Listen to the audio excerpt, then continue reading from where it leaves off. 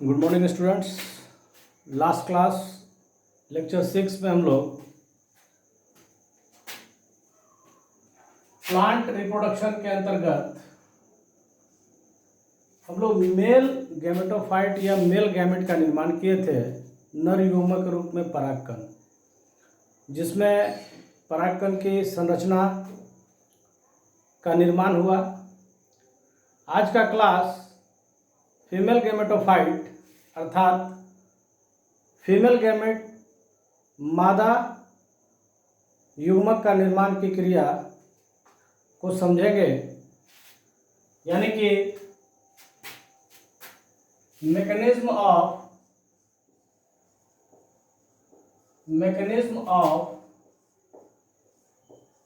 Formation of female gamete मादा युग्मक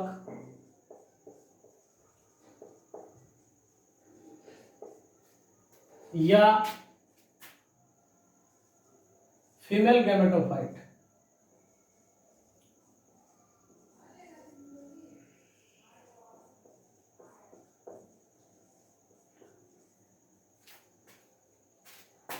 तो सबसे पहले हम लोग मादा युग्मक के निर्माण की क्रिया के पहले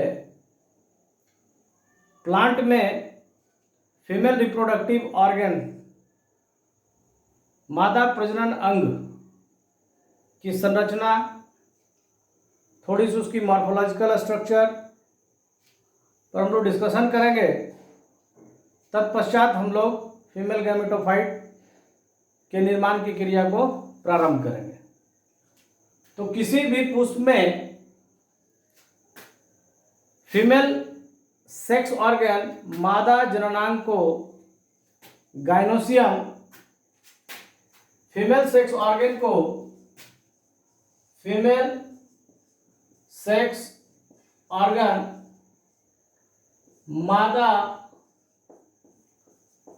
जननांग को गाइनोसियम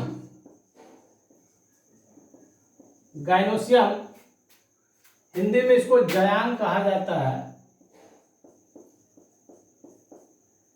गाइनोसियम जयांग कहते हैं, जिसके यूनिट स्ट्रक्चर को, इकाई संरचना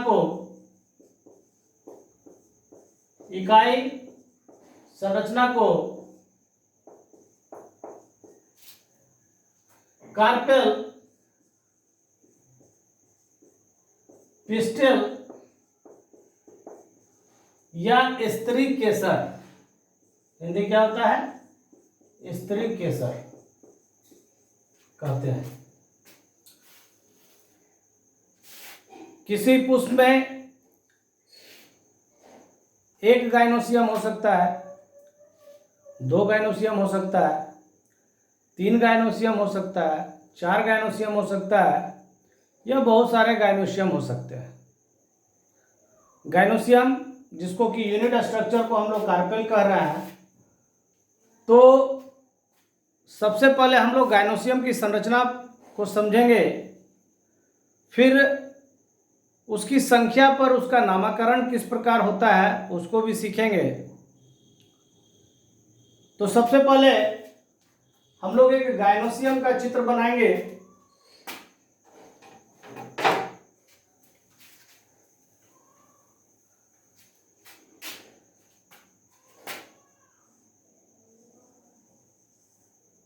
ध्यान से इसको आप देखेंगे। ये female reproductive organ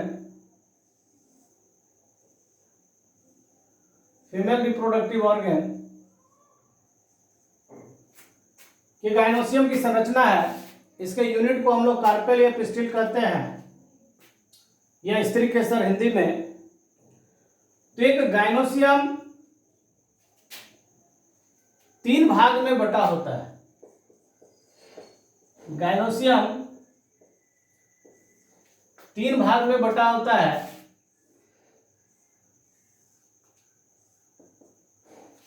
stigma style और तीसरा होता है ओवरी। पहला स्टिग्मा, दूसरा स्टाइल और तीसरा ओवरी।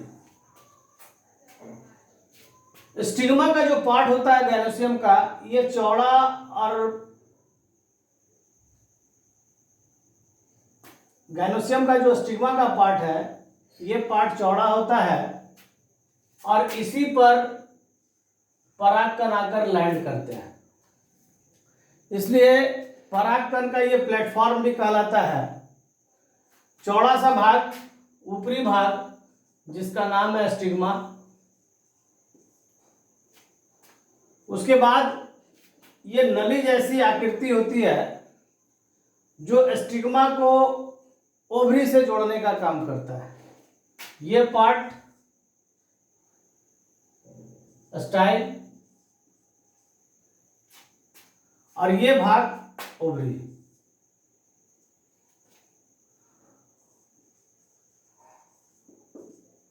हिंदी में स्टिग्मा को वर्तिकाग्र,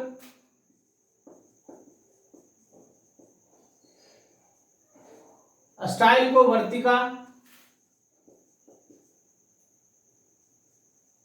और ओवरी को अंडाशय कहा जाता है। यहां कुछ संरचना पे हम डिस्क्रिप्शन दे रहे हैं, आप ध्यान दीजिएगा कि आप देख रहे होंगे फिगर में कि यह स्टिग्मा जो चौड़ा सा भाग है, इस पर परागकण, ये पॉलन ग्रेन है, पॉलन ग्रेन। पॉलन ग्रेन आकर इस पर लैंड किया हुआ है। स्टाइल एक नली जैसी संरचना है और ओवरी, ये तीसरा जो फूला हुआ भाग है, ये क्या कहला रहा है? ओवरी। कहता है ये भी पुष्पासन से जुड़ा होता है, यानी कि थैलेमस से जुड़ा होता है। ओके। स्टाइल का काम क्या है कि पुष्प में स्टिग्मा यानी पुष्प का जो ऊपरी भाग है वो पुष्प के बाहर दिखलाई पड़े। आप इस बात को समझ रहे हैं कि कोई पुष्प है,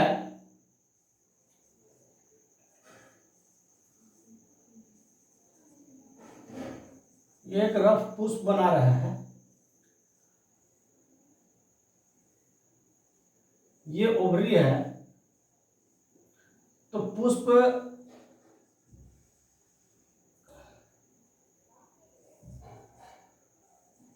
ये करोला हो गया। तो स्टिग्मा की लंबाई पर एक प्रश्न आता है कि स्टिग्मा की लंबाई या लंबा स्टिग्मा किसी किसी पुष्प में होते हैं, इसका क्या कारण है? तो फीमेल रिप्रोडक्टिव पार्ट गायनोसियम में स्टाइल लंबा होने के कारण ये जो स्टिग्मा का पार्ट है ये पुष्प के बाहर आ जाता है, जिससे प्रकृति हवा के द्वारा या किसी कीट के द्वारा यदि परागकण उड़ के आ रहा है तो आसानी से इसके ऊपर लैंड करे, वो पुष्प में बाहर उभरा हुआ नजर आए। ये बात आप ध्यान रखेंगे। तो यहां से एक प्रश्न आता है स्टिग्मा की लंबाई से। तो स्टिग्मा की लंबाई का कारण कि प्रजनन की क्रिया में, रिप्रोडक्शन की क्रिया में मेल गैमेट आसानी से फीमेल रिप्रोडक्टिव ऑर्गन तक पहुंचे, तो ऐसी स्थिति में स्टिग्मा फ्लावर से बाहर निकला रहेगा तो प्रोबेबिलिटी बढ़ जाती है कि परागकण उस पर अधिक से अधिक लैंड करे। स्टिग्मा चौड़ा होता है, ये पार्ट चौड़ा होता है। इसका भी तर्क यदि आप देते हैं तो यही होगा कि जितना अधिक चौड़ा रहेगा उसका सिर्फ सरफेस एरिया होगा, पृष्ठीय क्षेत्रफल होंगे, तो प्रोबेबिलिटी जो है परागकण का लैंडिंग का, वो प्रोबेबिलिटी और सिक्योरिटी दोनों सुरक्षित होगा। परागकण किसी भी स्थिति में आकर ये लैंड करेगा स्टिग्मा पे। ओके। इसको आप एक बार बनाएं।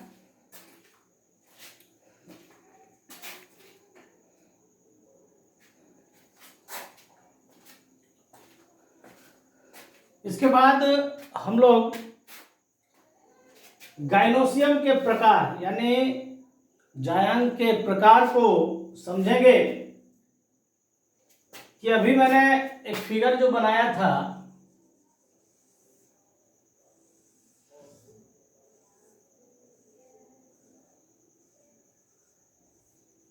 ये गाइनोसियम का फिगर है, ये स्टिग्मा है, स्टाइल, और ये ओवरी है। जुड़ा रहेगा किससे? थैलेमस से।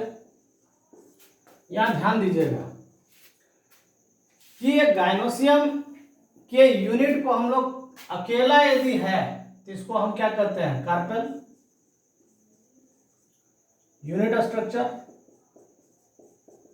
Of gynoecium.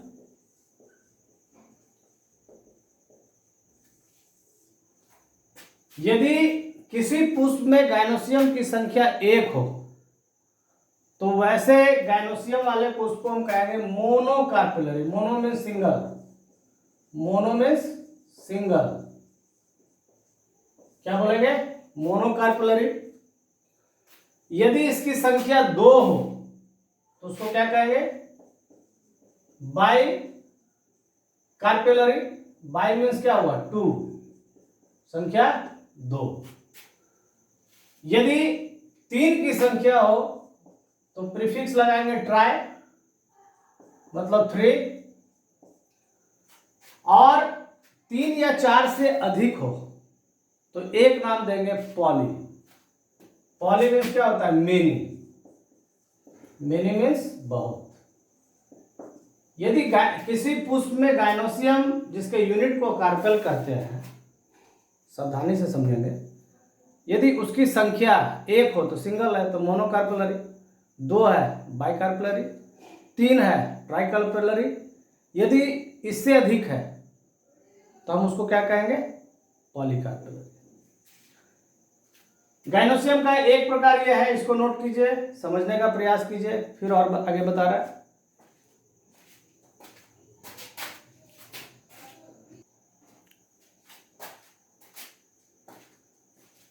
उसके बाद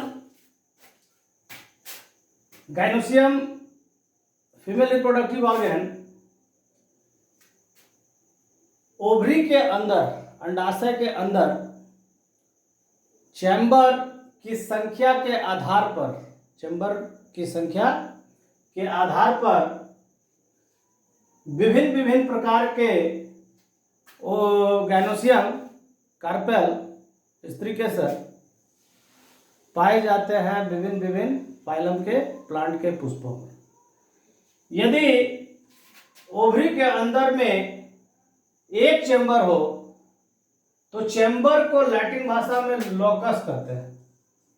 लोकस माने चैम्बर। तो इसका नामकरण होगा unilocular.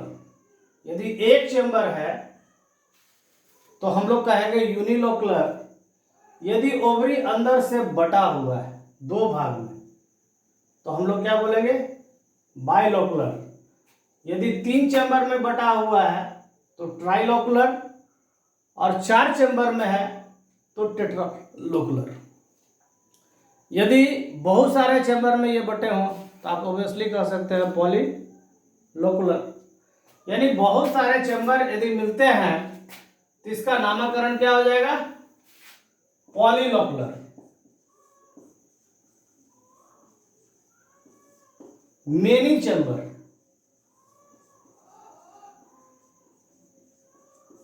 Many chamber present in the ovary of female reproductive organ gynoecium. इसको हम लोग क्या बोलेंगे?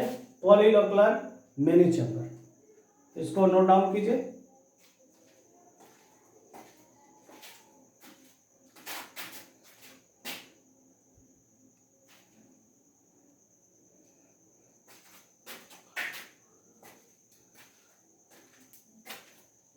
इसके बाद आप देखेंगे फिर गाइनोसियम के प्रकार में कार्पेल स्त्री केसर की स्थिति के आधार पर यहाँ पर समझना है कि यदि एक है, सिंगल है, तो कोई प्रॉब्लम नहीं है।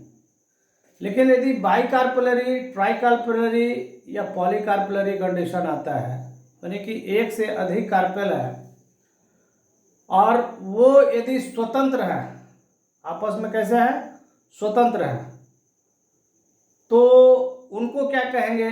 और यदि सारे, मान लिया जाए 2 या 2 से अधिक कार्पेल है, स्त्री केसर है, गाइनोसियम, तो वैसी स्थिति में यदि अलग है तो उनको क्या कहेंगे, और एक साथ है तो उनको क्या कहेंगे। यदि गाइनोसियम, ये जो हमारा पार्ट है, ये कार्पेल है। आप यहां ध्यान से इसको याद भी रखना है। सिंगल है तो इसको मोनोकार्पेलरी कहेंगे, लेकिन बहुत सारे, एक और भी हो,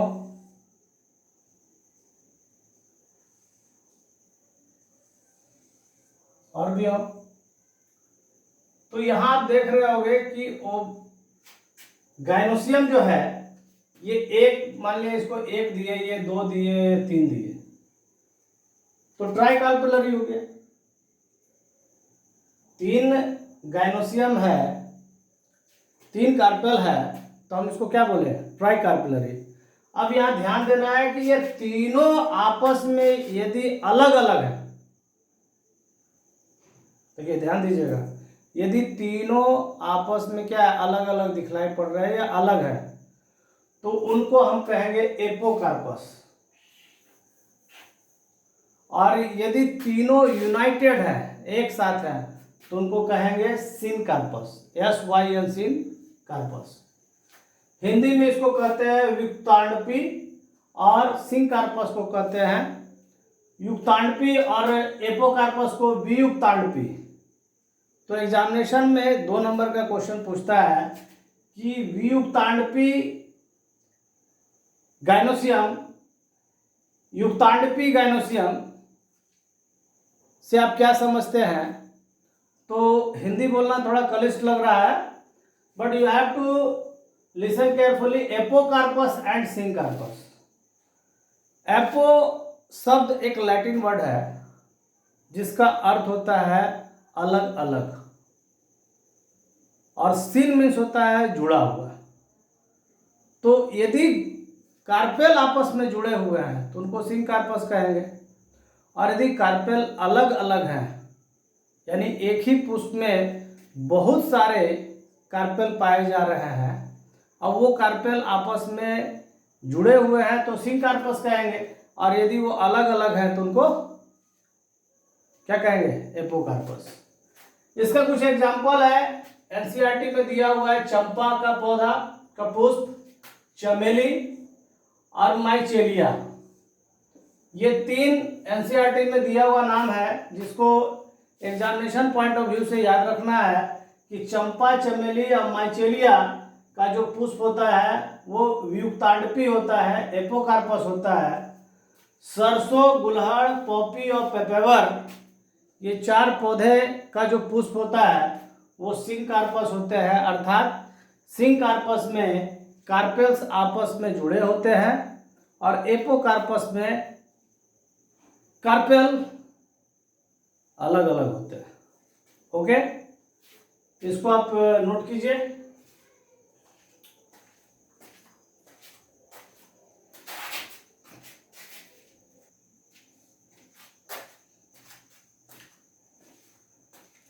इस फिगर में आपका ये क्लियर है कि ये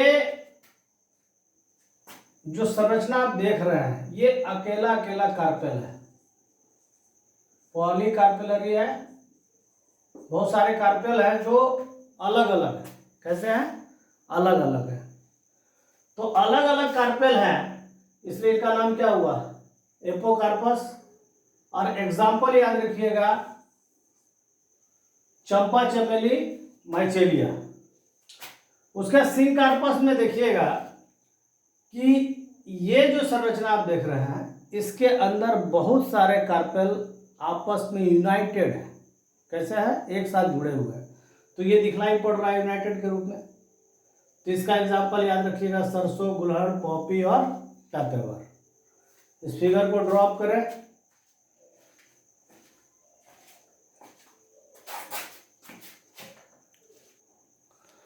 इस वीडियो क्लिप में आप देख रहे होंगे, स्पष्ट दिखलाई पड़ रहा है कि एक फ्लावर है और ये फ्लावर का फीमेल रिप्रोडक्टिव पार्ट गाइनोसियम है। ऊपर का भाग stigma, style and last one is the ovary. Okay, तो यहाँ पर अभी जो मैंने आपको बताया उसी को वीडियो क्लिप के थ्रू आपको समझाने का प्रयास कर रहे हैं कि ओवरी के अंदर, ये जो आपका ओवरी है, इस ओवरी के अंदर में ओव्यूल है, जिसको बीजांड हिंदी में कहते हैं। तो ये स्पष्ट आपका gynoecium female reproductive part, stigma, style, ovary, और ओवरी के अंदर क्या है? ओव्यूल्स।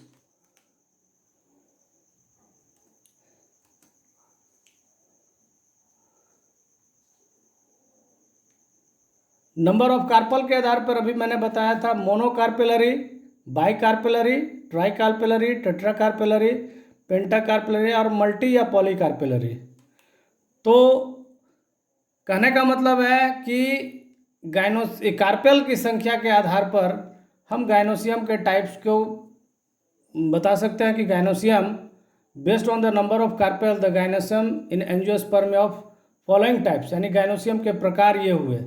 एग्जामिनेशन में क्वेश्चन पूछेगा कि गाइनोसियम के प्रकार बताएं कार्पेल स्त्री केसर की संख्या के आधार पर, तो आप उसमें आंसर देंगे मोनोकार्पेलरी, बाइकार्पेलरी, ट्राइकार्पेलरी, टेट्राकार्पेलरी, पेंटाकार्पेलरी और लास्ट में पॉलीकार्पेलरी। ओके, तो प्रश्न का प्रारूप 2 नंबर में ये क्वेश्चन बार बार पूछा हुआ है कि जायांग के प्रकार स्त्री केसर की संख्या के आधार पर, तो उसमें आंसर यही लिखना है। ओके, उसके बाद कहता है कि यदि कार्पेल अलग अलग हो और फ्यूज्ड हो, अभी मैंने बताया था एपोकार्पस और सिंकार्पस, तो एपोकार्पस जो मैंने बताया, जिसमें क्या बताया कि कार्पेल जो है वो स्वतंत्र होता है। तो आप देखो यहाँ पर इस फिगर में ये अलग अलग है, ये अलग अलग ओवरी है, तो ये आपस में कैसा है? एकदम स्वतंत्र है, अलग अलग है। तो इसको हम क्या कहेंगे? Apocarpous gynoecium. क्या कहेंगे? Apocarpous gynoecium. ओके, इसमें इसका जो एपोकार्पस गाइनोसियम है, जो अभी अब ट्रांसफर सेक्शन दिखलाया गया है, इसमें ये अलग अलग कार्पेल्स हैं, ये बहुत सारे कार्पेल्स हैं जिसका ट्रांसफर सेक्शन दिखलाया गया है, जिसमें अलग अलग ओवरी अपने स्थान को बनाए हुए हैं। ओके, सिंकार्पस में बहुत सारे कार्पेल आपस में जुड़े रहते हैं, बाहर से दिखलाई नहीं पड़ते हैं, परंतु यहाँ आप देखो इस फिगर में फिर दिखलाया जा रहा है स्टिग्मा, स्टाइल, ओवरी। तो एक कार्पेल, यहाँ पर आप देखोगे कि 2 कार्पेल आपस में जुड़े हुए हैं। फिगर में आप देख रहे होंगे 2 कार्पेल आपस में जुड़े हुए हैं। तो यदि कार्पेल आपस में जुड़ जाए तो उनको क्या कहेंगे? सिंकार्पस। ओके,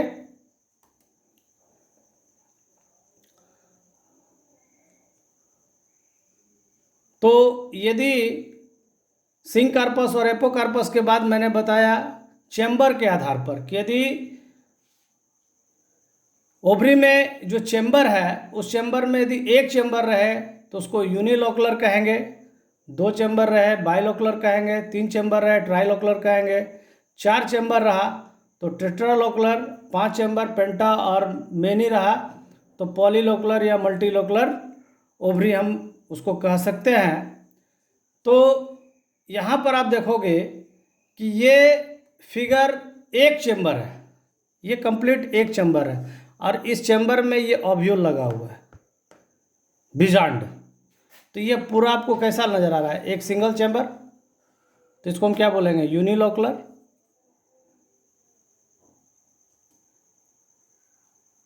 ये बिजांड है ओव्यूल चैम्बर।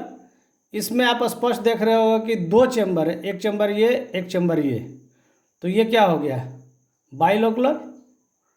इसके बाद इसमें स्पष्ट आपको दिखलाई पड़ रहा होगा तीन चैम्बर, 1 2 3, तो इसको हम क्या कहेंगे, ट्राइलोकुलर।